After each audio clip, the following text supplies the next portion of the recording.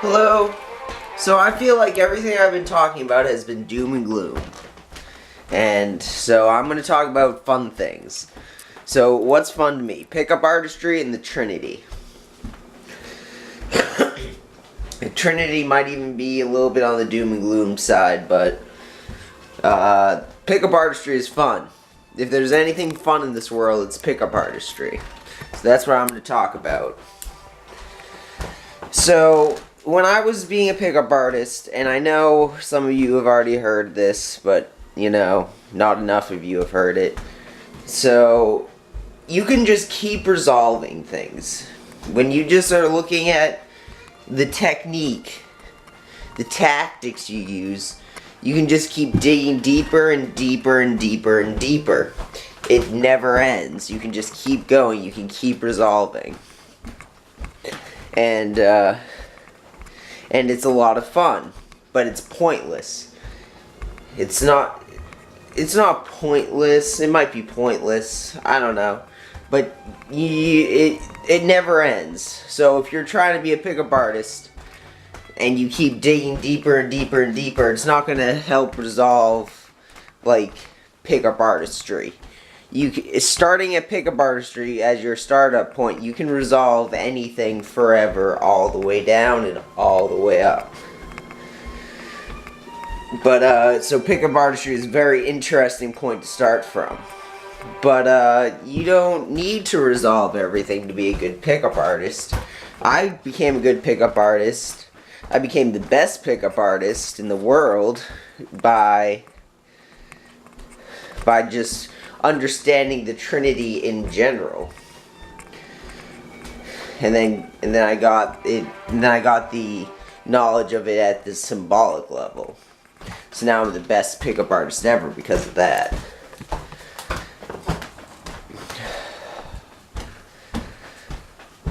Doom and gloom. Saying you're the best is like doom and gloom. I don't like being the best. I do like being the best, but it's not the most fun thing in the world.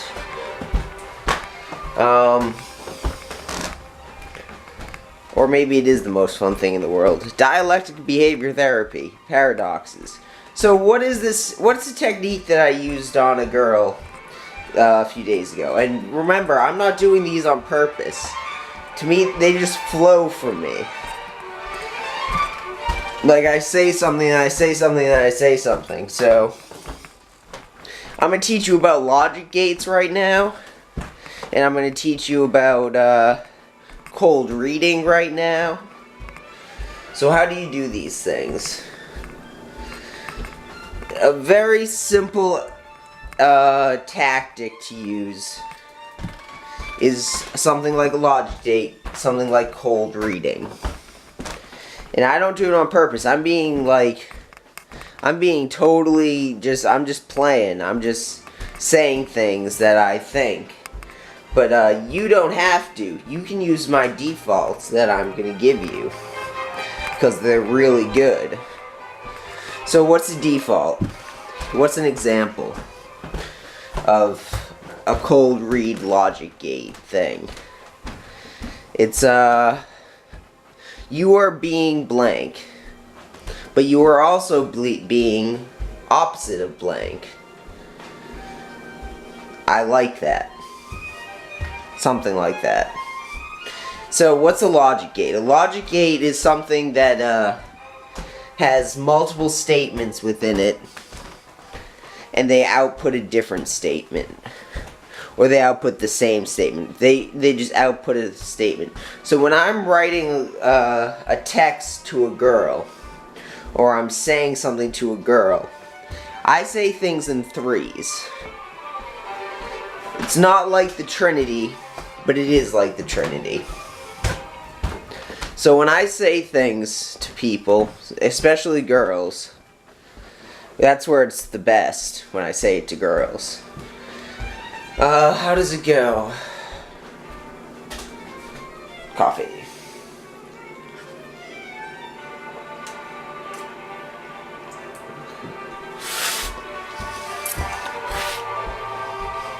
Okay. So you're saying something that has some kind of meaning, and then you say something that has another kind of meaning, and then they should be able to draw a conclusion out of you saying those two things. They should be like paradoxes that don't really make too much sense together, but when you put them together in a way only a human can do,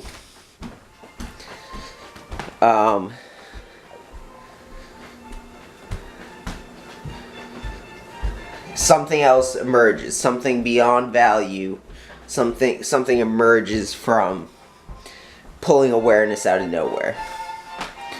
And when I say nowhere, I probably mean God. Pulling awareness out of God. That's where I pulled awareness out of.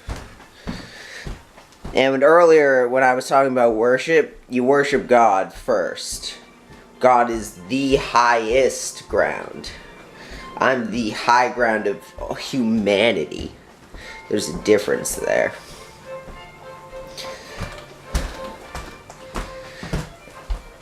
God is such a high ground you can't even draw it. Or something like that. Anyway, back to pickup artistry and logic gates. So, when they're pulling this awareness out of nowhere, and you've structured it, you should be able to predict what the awareness they're pulling out of is. And then you can beat them to the punch and say that you already know that they are experiencing this thing, this awareness.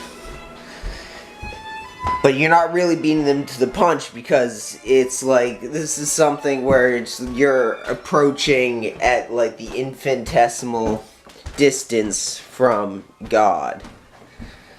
And when you're an infinitesimal distance from God, you're going to pull the awareness way quicker than reading the next line of text. But they're not going to know it because it's just so fast. They're going to think that you predicted it. But you didn't predict it. God predicted it. And you also predicted it. That's just because you're being on a more mature level.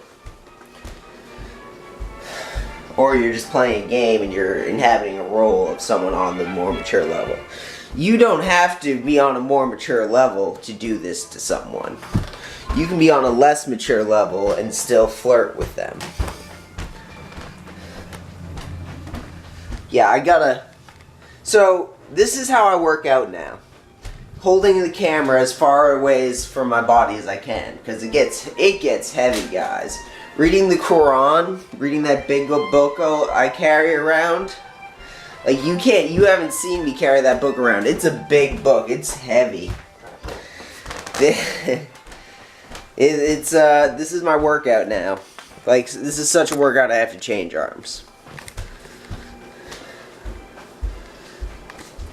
When you see me holding it to my face real close, it's because it's way easier for me to hold it to my face really close. It's not that I'm trying to get you to see my face up close. I'm just being lazy.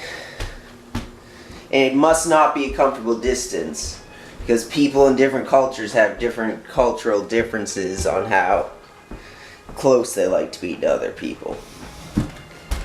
So, and for an American, probably how close I hold it to my face probably is not very comfortable. This is probably a much more comfortable distance for y'all. Arms length apart. So I'll try my best to hold it like this for your comfort. But this is not for my comfort. It's making me even lean.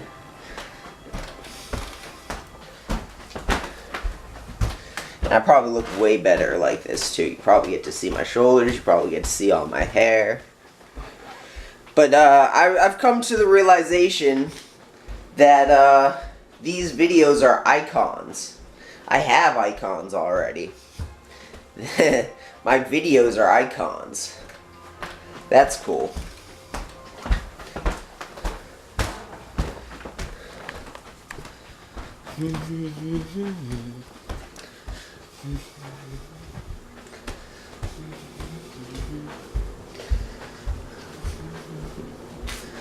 What else can I talk about? Classical music. Classical music and regular music. I don't think I've ever told you all this. But music, when you're listening to a music, let's talk about Eminem. There's the beat, there's the rhythm. That's a sign. That is a sign. The beat, the rhythm of Eminem's music is his signs. He is sharing his signs with you. And you are projecting onto them. But then, he projects his own judgment on the signs, and he sings words.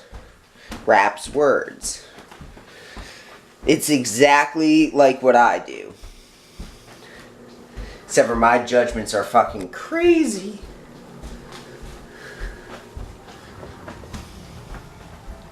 So when we listen to Vivaldi, there's a bunch of... It's basically me playing signs to you that you can project onto. And because that music is so good...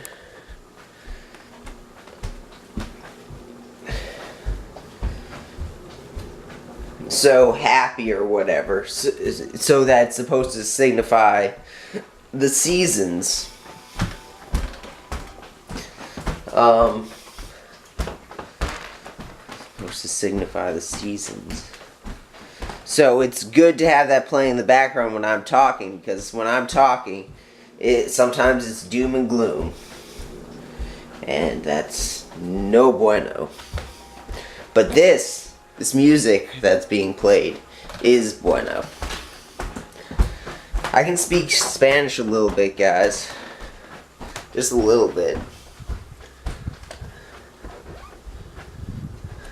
Art of Pilgrimage. I want to go to Israel. I'm surprised I'm not there right now. I mean, I should have... Right when I got out of the insane asylum, the first time I got out of the insane asylum, I should have somehow got $500 and gone to Israel, and I should just be living in Israel right now. Why I am not doing that is beyond me. I'm gonna check the time. Okay, 12 minutes. What else can I talk about?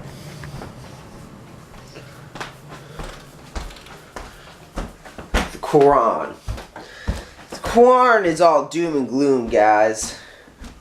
When I was first reading it, it was like, oh, they're just going to talk about me as a child of Israel. But all they talk about in the Quran is doom and gloom.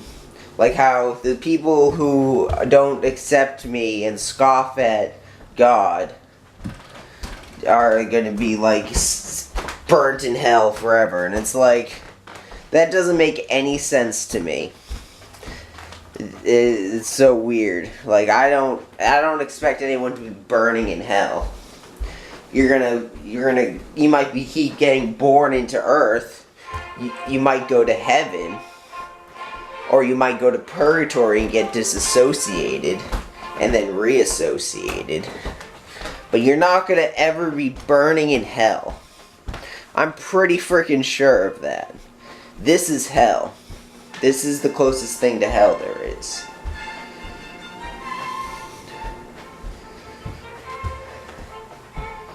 Unless this is purgatory. Man, I'm back to the doom and gloom. Why am I back to the doom and gloom? Because I started talking about the Quran. Anyway, I thought the Quran was going to be all about me as a child of Israel. About me being a prophet. It's not all about that. It is all about that, but it's not enough about that. I want it to be me, all the time.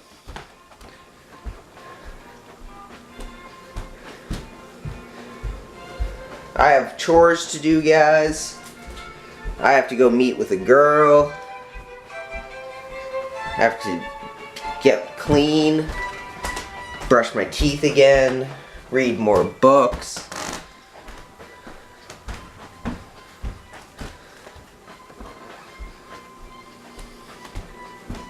I still bleed. I bleed. I got a cut on my foot yesterday, so I still bleed. Let's talk about leadership again. I don't know enough about leadership. There was a bunch about leadership in my notes, but I burnt them all.